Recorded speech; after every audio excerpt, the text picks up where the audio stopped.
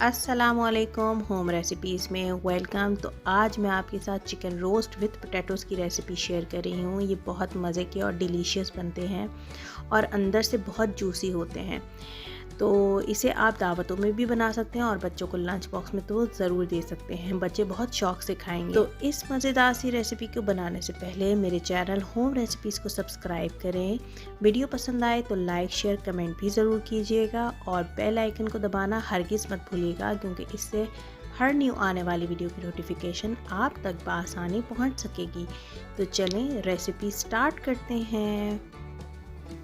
500 gram chicken को 1 चम्मच नमक और 1/4 कप सिरका पानी में डालकर 20 मिनट तक के लिए मैरिनेट होने दूंगी और फिर सादे पानी से इसे धोकर खुश्क कर लूँगी।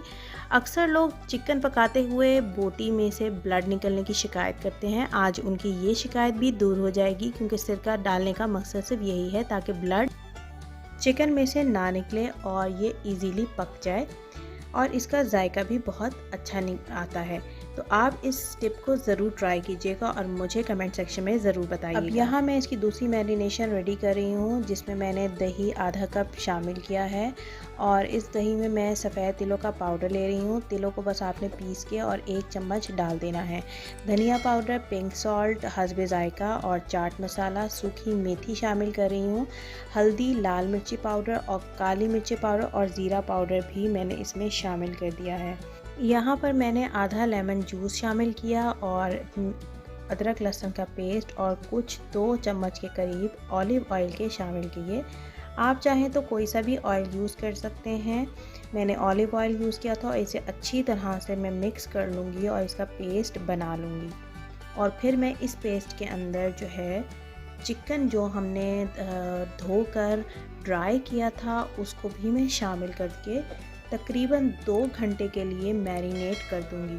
आप चाहें तो इसे ओवरनाइट भी मैरिनेट कर सकते हैं, लेकिन मैंने इसे 2 घंटे ही मैरिनेट किया था और ये बहुत जूसी बने थे। यहाँ पर साथ के साथ ही मैंने 2 आलू कट कर लिए, जिसको वेजेस में मैंने कट किए थे, और ये आलू भी जो है मैंने इसमें मैरिनेशन में शामिल कर दिए ताकि इसके ऊपर भी ये कलर चढ़ जाए और ये भी इसके साथ इसी तरह से जूसी और मज़े के बने।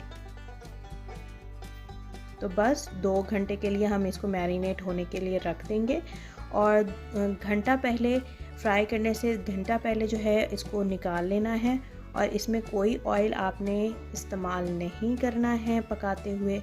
इसमें जो ऑलिव ऑयल है उसी से ये पकेगा और मैरिनेशन की वजह से ये बहुत अच्छी तरह गल भी जाएगा। तो 5 मिनट जो है वो ईच साइड पे मैंने इसको पकाया था ताकि इसका एक अच्छा सा कलर आ जाए, और 7 मिनट तक के लिए ढककर पका लिया था। 7 मिनट के बाद जब इसको देखा तो ये बिल्कुल रेडी था और 5 मिनट मैंने इसको दूसरी साइड पे पकाने के लिए दिए थे ताकि इस पे भी एक अच्छा सा कलर आ जाए। तो देखें ये बहुत खूबसूरत सा कलर आ गया है आलू पे भी और हमारे चिकन पर भी। तो ये अब बिल्कुल रेडी हैं और आप चाहें तो इस पर कोयले का जो स्मोक होता है वो भी दे सकते हैं, कोयले का धुआं। तो मैंने दिया था क्योंकि मुझे ज़रा अच्छा लगता है ये, तो आप चाहें तो स्किप भी कर सकते हैं।